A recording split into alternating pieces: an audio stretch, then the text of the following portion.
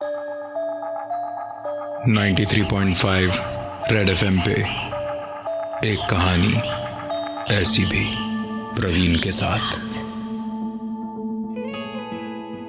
लखनऊ के कानपुर रोड के आशियाना कॉलोनी में रहने वाले अनिरुद्ध का बचपन से ही एक सपना था, आरजे बनना। दिन भर हेडफोन्स लगा के बोलने की कोशिश करता था। एक दिन जब उसको एक रेडियो स्टेशन से इंटरव्यू का कॉल आया तो खुशी से आधा पागल ही हो गया। लेकिन इंटरव्यू क्लियर करने के बाद भी एक छोटी सी दिक्कत थी। एक ऑडियो सैंपल भेजना था उसे, और उसके लिए चाहिए था एक स्टूडियो जहां रिकॉर्डिंग करनी होगी। अनिरुद्ध ने गूगल किया और फाइनली एक स्टूडियो उसके बजट में आया। सोनिक स्टूडियो रायबरेली रोड पे था, जो शहर के आउटर में है। आज का सारा दिन अनिरुद्ध अच्छी अच्छी स्क्रिप्ट्स लिखने के चक्कर में बिजी रहा और देर शाम तकरीबन 7 बजे सब तैयारी करके स्टूडियो के लिए रवाना हुआ और ढूंढते ढूंढते बड़ी मुश्किल से स्टूडियो तक पहुंचा। बड़ा ही घुमा फिरा के जाने वाला रास्ता था। एक बार कोई चला जाए तो कभी भूल ना पाए। वहां पहुंच के स्टूडियो ओनर साउंड दादा से बात करके दादा को सब समझाया तो उन्होंने अपनी ही स्टाइल में कहा, आप टेंशन मत लीजिए, सब हो जाएगा। और दोनों रिकॉर्डिंग करने स्टूडियो के अंदर गए। आज जो सब कुछ एडवांस्ड है, यहां साउंड दादा के स्टूडियो में इक्विपमेंट्स थोड़े पुराने फैशन के थे। रिकॉर्डिंग शुरू हुई। लखनऊ एक शहर जहां सब तहजीब की बातें करते हैं और जहां जब तक धक्का ना लगे आदमी आप से तुम पे नहीं आता। जहां नॉन वेजिटेरियंस टुंडे के कबाब और वेजिटेरियंस मां दुर्ग मां की दाल में खुश रहते हैं। यहां नवाबी नस नस में है और मोहब्बत। साउंड दादा, कुछ चल रहा है। अनिरुद्ध की बात सुनकर साउंड दादा दौड़ते हुए दूसरे कमरे में आए और थोड़ा घबराए चारों तरफ देखते रहे। फिर बोले, कभी कभार ऐसी बदबू यहां आती है, आप टेंशन ना लें, आप बस आराम से रिकॉर्डिंग कीजिए। अनिरुद्ध ने एक बार फिर से बोलना शुरू किया। क्रिश्चियन कॉलेज के ग्राउंड पे जब क्रिकेट खेला करते थे तो उसका मजा ही अलग। दादा, आपको सचमुच को जलने की महक नहीं आ रही? अनिरुद्ध की हिम्मत बढ़ाते हुए उन्होंने कहा कि ऐसा कुछ भी नहीं है, आप जरा इत्मीनान से आराम से रिकॉर्डिंग कीजिए। मेरा स्टूडियो बहुत ही सेफ एंड सिक्योर्ड है, मैं जरा खा के आता हूं। इस बार अनिरुद्ध ने जैसे ही हेडफोन्स वापस कानों पे लगाए तो उसे कुछ सुनाई दिया। अनिरुद्ध को लगा कि कुछ गड़बड़ है। उसने हेडफोन्स निकाले, फिर लगाया तो कोई आवाज नहीं थी। लेकिन स्टूडियो का एसी शायद खराब था। अनिरुद्ध का दम वहां घुट रहा था। ताजी हवा लेने वो जैसे ही स्टूडियो से बाहर निकला तो किसी ने पीछे से उसके कंधे पर हाथ रखा।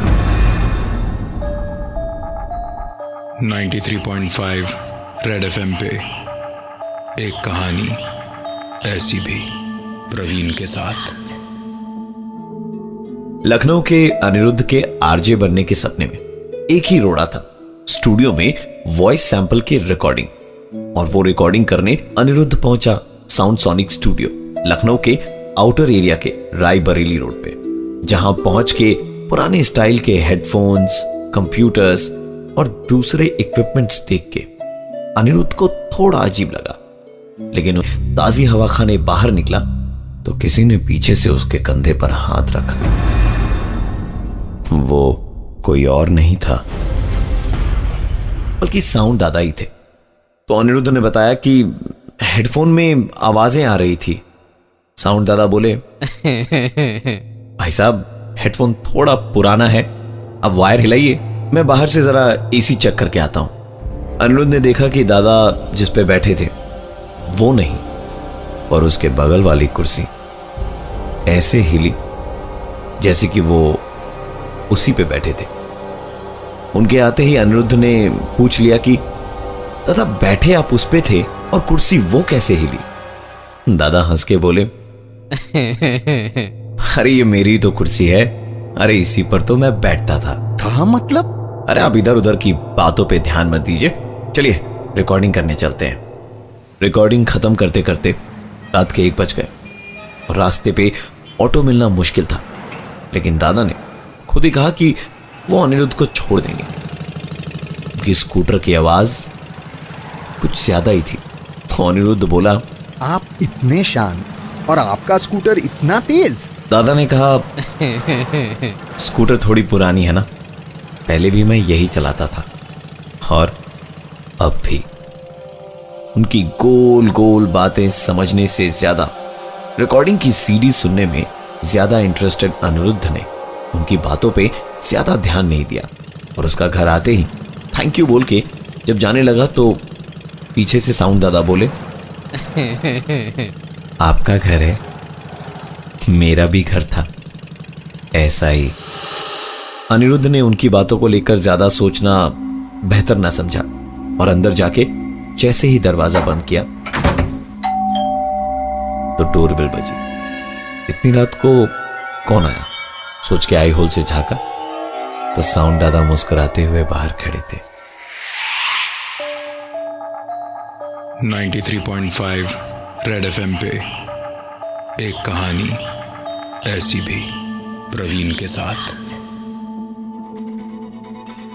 लखनऊ का अनिरुद्ध अपने आरजे बनने के सपने के बहुत करीब था। इंटरव्यू क्लियर करने के बाद सिर्फ वॉइस सैंपल्स भेजना बाकी था, जिसके लिए लकीली उसको साउंड दादा का स्टूडियो मिल गया।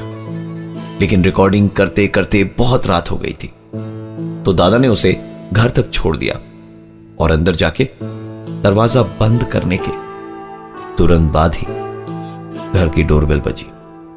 आई होल से देखा तो साउंड दादा मुस्कुराते हुए वहां खड़े थे। दरवाजा खोला तो वो बोले, आपका पर्स यहां बाहर गिर गया था। और फिर स्कूटर की एक आवाज जाती हुई सुनाई दी, क्योंकि वो साउंड दादा अपने स्टूडियो या अपने घर की तरफ जा रहे थे। अनिरुद्ध ने एक्साइटमेंट में सुबह उठते ही सीडी निकाली, लैपटॉप में लगाई और फिर सारे ऑडियो सेव कर लिए और ईमेल करके एसएमएस कर दिया कि सर, मैंने आपको वॉइस सैंपल्स भेज दिए हैं, प्लीज आप चेक कर लीजिएगा। तकरीबन कुछ 1 घंटे के बाद फोन आया और उन्होंने पूछा, ये सब क्या है भाई? आपकी आवाज में ये दूसरी आवाज किसकी है? आप चेक करके दोबारा भेजिए या दोबारा रिकॉर्ड करके भेजिए। अनिरुद्ध ने जब वो साउंड क्लिप भेजे तब तो ठीक था, यहां क्या हो गया यही सोच के उसने जब सुना तो उसके होश उड़ चुके थे। इसमें अनिरुद्ध की बातचीत के साथ साथ साउंड दादा की भी बातचीत थी। उसने तुरंत साउंड वाले दादा का मोबाइल नंबर निकाल के फोन किया तो आवाज आई, This number does not exist. This number does not exist. 93.5 red FM पे एक कहानी ऐसी भी, प्रवीण के साथ। अनिरुद्ध आरजे के इंटरव्यू को क्लियर कर चुका था, लेकिन वॉइस सैंपल रिकॉर्ड करने लखनऊ के एक स्टूडियो में पहुंचा। रिकॉर्डिंग करके जब सैंपल सुने, उसमें उसकी आवाज के साथ साथ और जहां जब तक उस साउंड रिकॉर्डिंग स्टूडियो के जो दादा थे आपसे तुम पे उनकी आवाज भी रिकॉर्ड हो गई थी। उसने फोन करके वॉइस सैंपल दोबारा मंगाने की सोची तो वो नंबर जो उसने कल डायल किया था उस साउंड स्टूडियो को बुक करने के लिए, वहां फोन करने से सिर्फ एक ही मैसेज आ रहा था, This number does not exist. This number does not exist.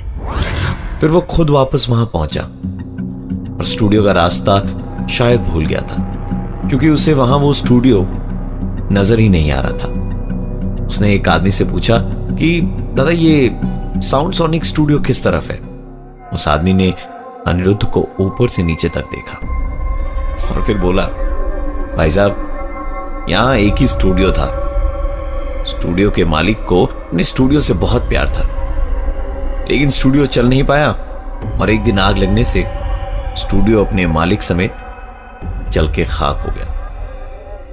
Anirudh को समझ ही नहीं आ रहा था कि ये झूठ है या वो झूठ था जो कल रात उसके साथ बीता था, क्योंकि उसने कल रात इसी स्टूडियो में यहीं आकर रिकॉर्डिंग करी थी।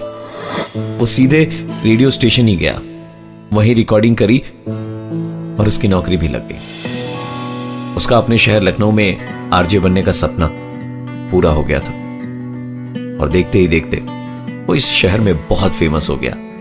और एक दिन, हाँ जी, मैं हूं अनिरुद्ध, और मेरे सवाल का जवाब देने के लिए कौन है फोन पे? उधर से आवाज आई, बड़े दिनों से रिकॉर्डिंग करने नहीं आए। अनिरुद्ध को काटो तो बदन में खून नहीं। उसने कॉलर आईडी पे नंबर देखा तो साउंड दादा के उसी स्टूडियो का था। उसने वापस फोन मिलाया। This number does not exist. This number does not exist. This number does not exist. 93.5 red FM पे एक कहानी ऐसी भी, प्रवीण के साथ बजाते रहो।